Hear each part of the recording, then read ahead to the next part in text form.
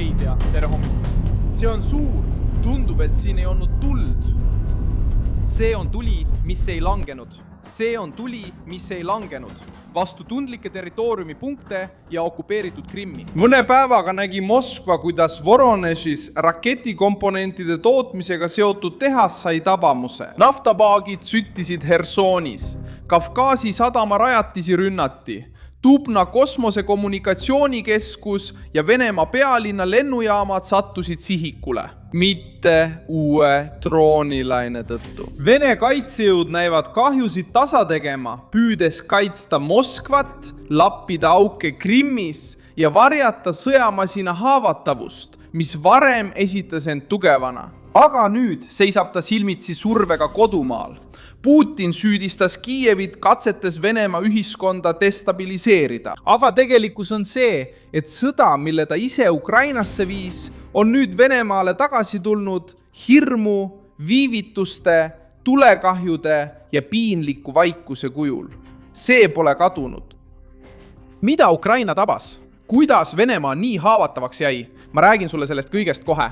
Kui sulle meeldib selline otsekohene ja aus sisu, siis kaalu tellimist, sest siin on iga päev selliseid videoid. Ukraina allikate sõnul oli sihtmärgiks elektroonikatehas, mida kasutati Vene rakettide komponentide tootmiseks, sealhulgas relvasüsteemide nagu Skander ja KH-101 jaoks. Rünnak viidi läbi õhust lastud täppisrakettidega. Vähemalt nii väidab Ukraina kindralstaap. Just seal muutub Ukraina surve selgemaks. Kiiev püüab rünnata mitte ainult rindel olevaid sõdureid, vaid ka Putini sõda toetavat masinavärki. Pärast seda suurendasid Kerki pildid hetke kaalu. Naftapaagid olid leekides okupeeritud Krimmi piirkonnas, kütuse ja varustuse transpordi jaoks strateegilise ala lähedal. Jälgimisaruanded näitasid, et mitu paaki said tabamuse ning erinevate allikate järgi põlema läks 4-5 terminali 7 paagist. Kertš on väga tähtis, sest asub silla lähedal, mis ühendab Venemaad Krimmiga. See piirkond toimib varustuskoridorina okupeeritud poolsaarele ja Venemaa sõjalistele operatsioonidele Lõuna-Ukrainas. Ka Kafkase sadam on sihikule võetud. See rajatis asub teisel pool Kertši väina Krasnodari piirkonnas ja seda kasutatakse meretranspordi jaoks Krimmiga. Rünnakud käsitlevad postitused ja teated viitasid tulekahjudele kütusehoidlate ja sadama infrastruktuuri piirkondades. Levisid ka teated parvlaevade ja veoste transpordiks kasutatavate rajatiste kohta. See mõjutab Venemaa jõupingutuste põhiosa. Viia laskemoona, kütust, sõidukeid ja varustust okupeeritud alale, mis sõltub haavatavatest teedest. Surve Krimmi üle sai veelgi selgemaks, kui Moskva poolt ametisse seatud võimud teatasid, et Ukraina tabas ka raudteesilda Põhja-Krimmi kanali kohal Rostovi lähedal. Kiiev esitles seda operatsiooni kui osa katsest isoleerida okupeeritud poolsaar ja raskendada Vene vägede liikumist lõunas.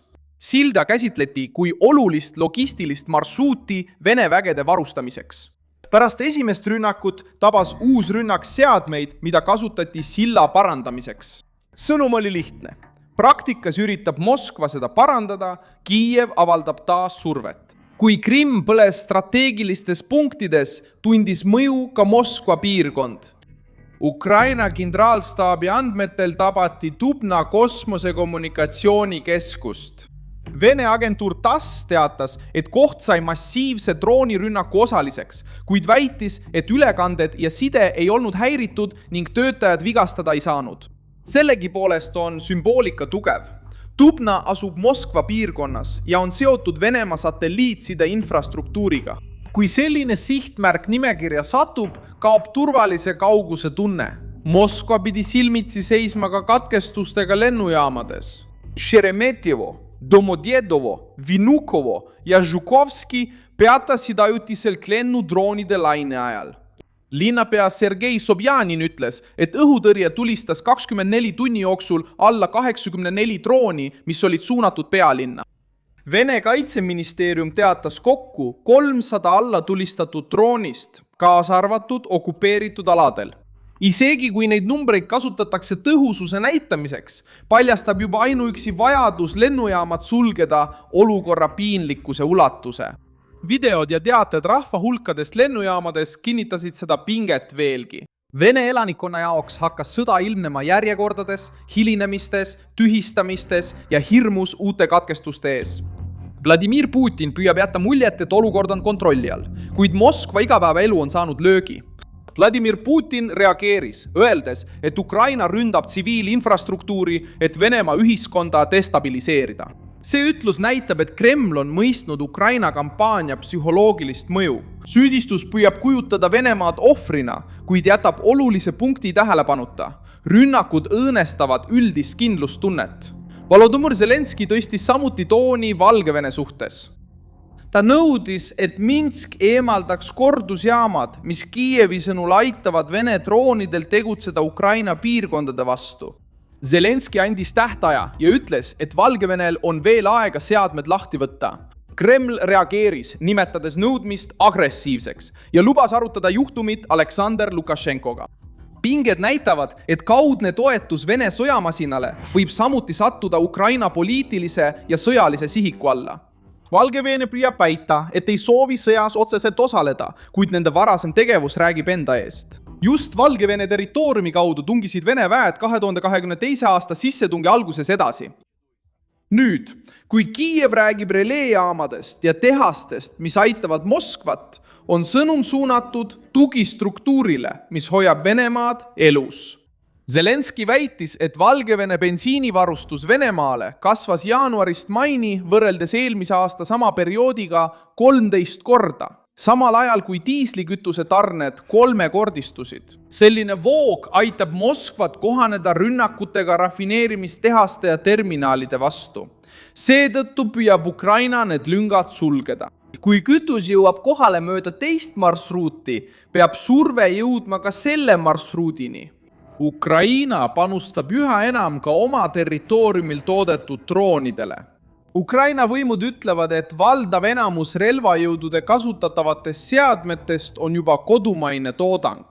See võimekus muutis olukorda, sest võimaldab sagedasi rünnakuid väiksemate kuludega ja üha suurema ulatusega. Selle asemel, et oodata ainult välismaist relvastust, on Kiiev üles ehitanud kurnamissõja oma tehnoloogia, luure ja hoolikalt valitud sihtmärkidega. Venemaa vastab endiselt rünnakutega Ukraina linnade vastu. 22. juunil teatasid Ukraina võimud hukkunutest ja vigastatutest sellistes piirkondades nagu Sumõ, Zaporižja ja Odessa. Seda osa ei saa eirata, sest see seletab, miks Kiiev jätkab kampaaniat Venemaa taristu vastu. Ukraina püüab vähendada Moskva võimet jätkata Ukraina territooriumi pommitamist.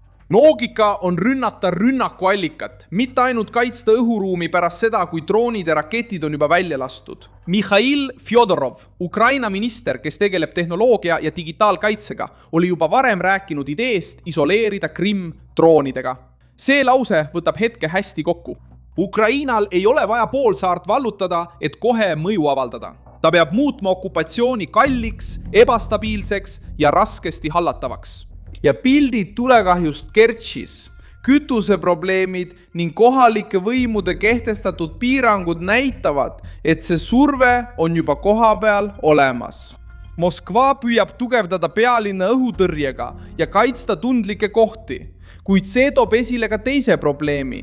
Kui süsteeme tuleb ümber paigutada hoonete, rafineerimistehaste ja linnapiirkondade kaitseks, muutuvad teised kohad haavatavamaks. Venemaa peab valima, mida esimesena kaitsta ja droonisõjas muutub see valik pidevaks kurnamiseks. Vladimir Putin alustas 2022 aastal sissetungi, uskudes, et purustab Ukraina.